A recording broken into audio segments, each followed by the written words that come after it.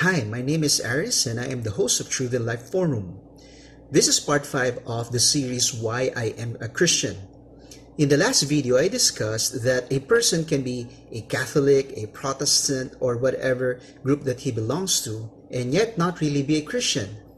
He may say that he is a Christian, but he's not really following the Christ. He's not becoming like the Christ, he's not familiar with the Christ, and he's not doing and serving like the Christ did. Today I will be discussing what Christianity is.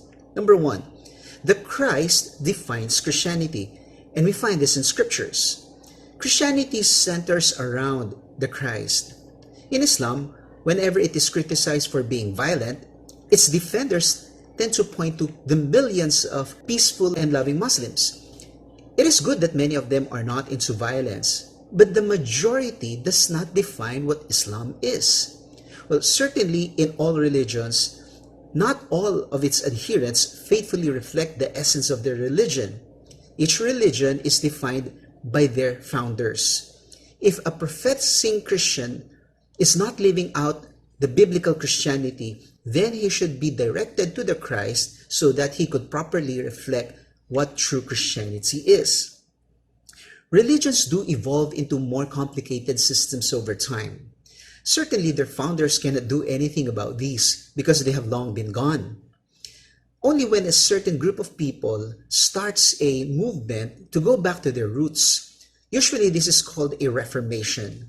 Christianity has had its own reformations, several of them, throughout its history. Similarly, jihadists are trying to lead Muslims worldwide to go back to 7th century version of Islam by re-establishing a caliphate and imposing the Sharia law. What's my point? While it is important to go back to scriptures for Christians, we need to understand what scriptures teach us about true Christianity.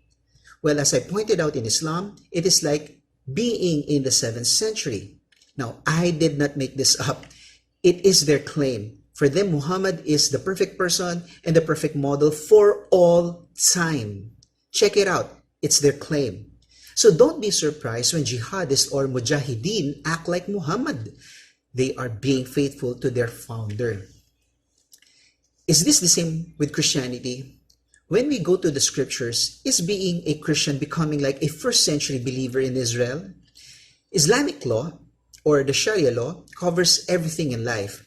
Personal diet, personal living, health, social or sexual life, political life, everything, even the penal system, and so much more, because Islam is rules-based. As long as you keep the letter of the law, you are pleasing to the Allah. That's for them. But in Christianity, number 2, it's quite different. Christianity is primarily principle or values-based and relationship-based. It does not give us another set of law to replace the old covenant. It doesn't give a set of law of what we should do. That is what happened with Judaism, a religion with many regulations that cover so many aspects of life. Jesus and Paul highly objected to such way of thinking. That is why rules-based religion tend to emphasize the external compliance rather than a change of heart, which will lead to a circumspect mind. In Christianity, the primary values are holiness, truth, righteousness, and peace. And from these values, these emanate tolerance, diversity, equality, and submitting to one another, and so forth. Don't get me wrong. The left also uses the same words, but I don't mean them the way they mean these things. Number 3, Christianity is freedom from these kinds of set of rules, but it is not lawlessness. Rather, it simplifies the law to loving God and not loving your neighbor as yourself. It gives the flexibility on how you could do that. The law of love gives you the freedom on how you can express the love of God within the biblical bounds. Number 4, Christianity is freedom from the rule of sin and freedom to become like Jesus by walking in the Spirit. Romans 8:29, Ephesians 4:20-24, Colossians 3:10, 2 Corinthians chapter 4 verse 16. It wasn't meant to be a political system to replace the government, whatever government you are a part of or territory you belong to. It was not meant to be used to conquer lands or make all people like first century Galilean or Jew in Israel. Paul emphasized about the one another ministry, loving one another, serving one another, bearing one another, forgiving each other, encouraging one another, singing together, and so on and so forth. He told us to live peaceably with everybody as much as we can, not to return evil for evil, but good for evil. He told us to submit to governing authorities. He instructed us to respect and tolerate other people's diet and religious values on holy and regular days. He told us to stay away from immorality, from bad attitude, from bad practices, bad thinking, from idolatry, or for any addiction. He encouraged us to be faithful, fruitful, to speak or talk nicely and sensibly, to shine God's light on people. Peter told the women to be moderate in their external appearance. He told us to pray for rulers. Number 5, Christianity helps us transition from a corrupt and evil culture to a holy living by forming a holy people, a miniature of the life in the kingdom of God. Certainly, this is not perfect. It's transitional toward the coming perfect kingdom of God. Holiness is the standard of living in the church, but it should not be imposed on outsiders in a sense of having dominion over their lives.